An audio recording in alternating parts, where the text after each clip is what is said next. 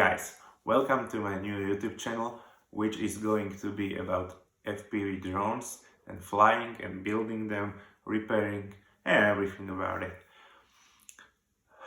The question which I'm asked the most in meantime is how to get into FPV or how to start flying. What should I buy? What do I need?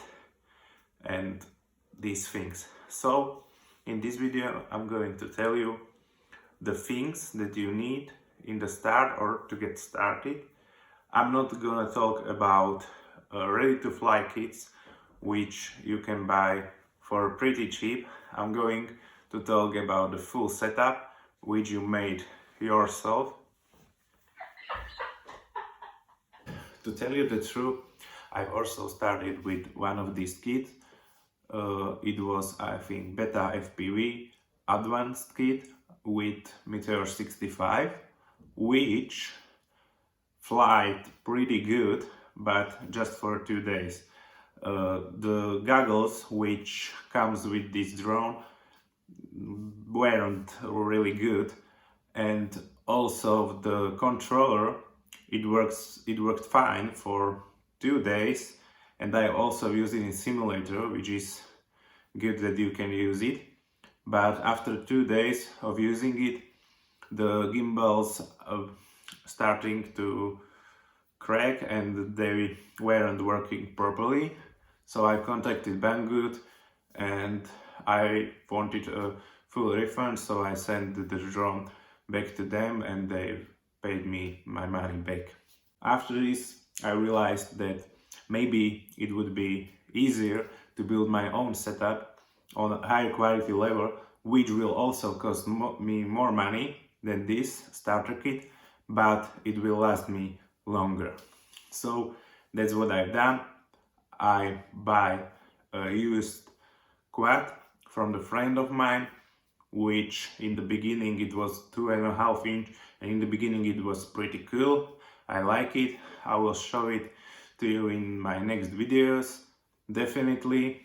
But then my go-to quad was this guy. It's a iFlight Nazgul 5. It's a 4S version, as I didn't want to use 6S because these batteries are heavier and also they are pricier than the 4S version. This quad you can buy around 160 to 180 euros. It depends on which kind of receiver you use. I personally have chosen the RXSR version, which is the best of the first kind receivers available. Also, if you have a crossfire module or using a Tango 2 transmitter, you can choose to have this quad with crossfire also. So the first thing that you need is a quad. And when we are talking about quad, the important thing is to buy also a lot of spare props, because you're going to go through them pretty easily. They are pretty cheap, so I wouldn't hesitate. I bought around 20 pairs of them. They are cheap, so it doesn't really matter. Also, what I would recommend to buy is these receiver antennas, because the original mount, which is here, they were facing like this and they are being destroyed pretty easily. I've destroyed them even without crashing it. And then I placed them like this, as you can see here, which is the Joshua's Barbells placement, and till then I have no problems whatsoever with them breaking or getting destroyed. But I would recommend you buy them, about 5 of them, so you have them and you don't have to wait till you get a new one. Okay. The second thing that you need when starting out is the radio control. As you can see, I'm using this Taranis QAU X7. It's a pretty cheap or mid-range price transmitter. I really like it, although it's one of the older, but I think it's a good bang for price. It's around, I don't know, 100 euros. But the one thing that you have to think of is that it comes without the battery, or you can use AA batteries. So you have to buy them, or you have to buy a LiPo battery and you can use that, and then you also have to buy a charger. I've just used the chargeable AA batteries and I'm pretty satisfied. And the second important thing is that you have to match your transmitter to the receiver on your quad. In my case it's FirstSky, so I have a FirstSky receiver and also I have a FirstSky transmitter. I will talk about this transmitter maybe in next video. Okay, so next essential thing for doing FPV, that's why it's called FPV from first person view, are Fpv goggles. In the beginning you probably don't want to spend 500 to 600 euros on HD version of DJI goggles or Fat Sharks for around $400. So my go-to goggles were these Ishin EV 1800Ds, and these are the box goggles. Most people don't like them, but I pretty like them. I think they are pretty good for the price. They cost around 70 euros and everything about them is great. You get also the charger. They have a DVR so you can record your footage. And the only downside of these goggles, in my opinion, personal, is that they come with pretty cheap antennas. I will show you. It's something like that. And I didn't get a pretty good range out of it.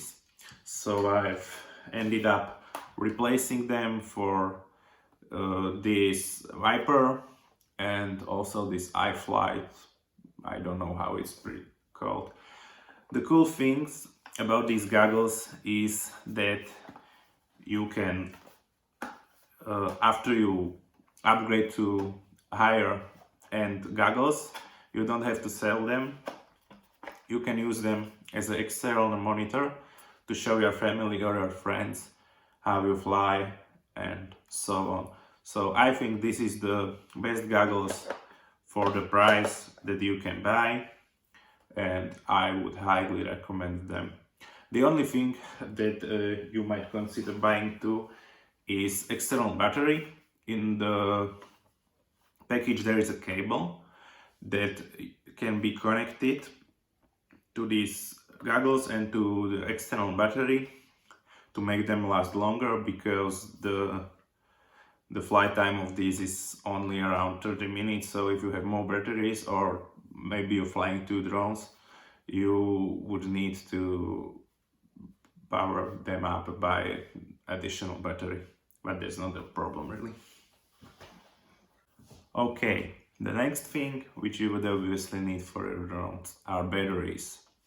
I personally use 4S batteries for my drone. As I said, I didn't want to use 6S in the beginning of my FPV journey. My personal choice are these Black Series China Hobby Online. They are about 20 euros per one, and there are 1050 milliampere hours. You should know how to storage these batteries securely.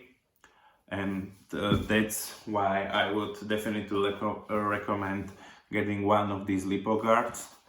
They might really save your life when the battery would start burning or something like that. It would really help. Okay, probably the last thing that you would need when starting out is a battery charger.